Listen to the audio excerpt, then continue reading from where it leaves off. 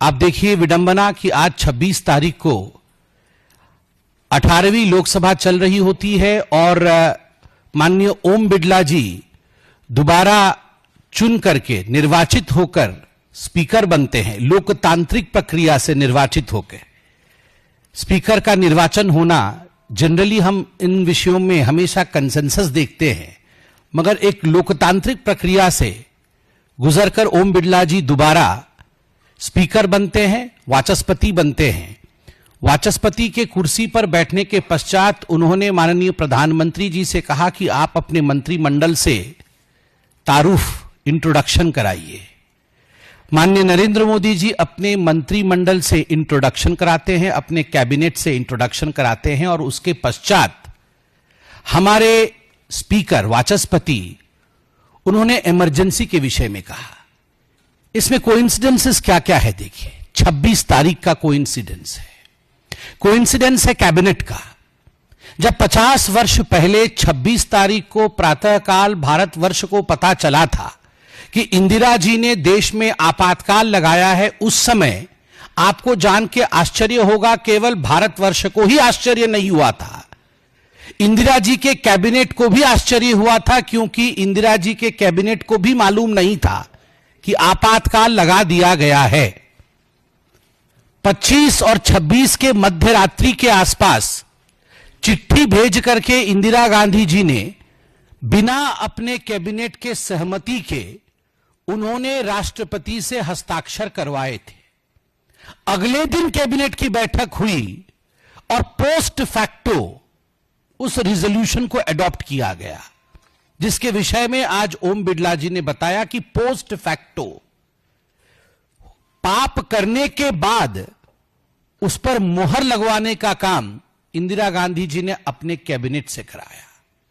लोकतांत्रिक तरीके से स्पीकर का चुनना, सारे कन्वेंशन को ताक पे रख के भारतीय जनता पार्टी और एनडीए के सदस्यों द्वारा कल अपील करने के पश्चात भी कि कन्वेंशन नहीं है, स्पीकर पे इलेक्शन नहीं होता है, चलिए मिलके चलते हैं, एक लोकतांत्रिक तरीके से निर्वाचन होता है।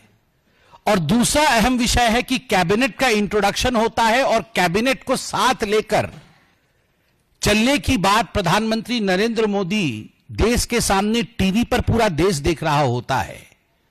तारीख वही है, 50 वर्ष पहले सदन के पटल पर बिना कैबिनेट के अनुमति के आपातकाल लगाया जाना, और वह भी इंदिरा गांधी जी द्वारा। आज यह जो पूरी प्रक्रिया हुई है, मुझे लगता है इसने सबको बहुत कुछ सिखाया है। निंदा प्रस्ताव लाया गया, ओम बिड़ला जी ने निंदा प्रस्ताव रखा। निंदा प्रस्ताव के दौरान उन्होंने इमरजेंसी के समय जो जो विघ्न बाधाएं थी, जो दिक्कतें थी, उन सब दिक्कतों को ओम बिड़ला जी ने उजागर किया। उन्होंने याद दिलाया कि किस प्रकार से मीसा कानून में परिवर्तन करके नेचुरल जस्टिस को बाधित किया गया था, हजारों लोगों को किस प्रकार जेल में डाला गया था। और मैं बता दूं, 1,40,000 लोगों को जेल में डाला गया था, लगभग 22 कस्टोडियल डेथ्स हुई थी। और जिन लोगों को जेल में डाला गया था, आप तो अटल बिहारी वाजपेयी, आडवाणी जी और जो हमारे जनसंघ के लोग थे, नेता थे, उनके नाम से आप अवगत हैं।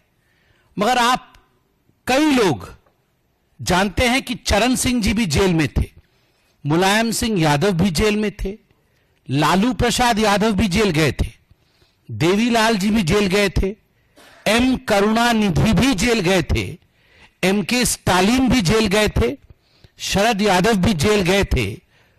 और सामने ही बैठे हुए थे आज ट्रेजरी बेंच के सामने श्री टीआर बालू, जिन्होंने धन्यवाद प्रस्ताव रखा था निर्वाचन के पश्चात। टीआर बालू साहब भी जेल गए थे इमरजेंसी में।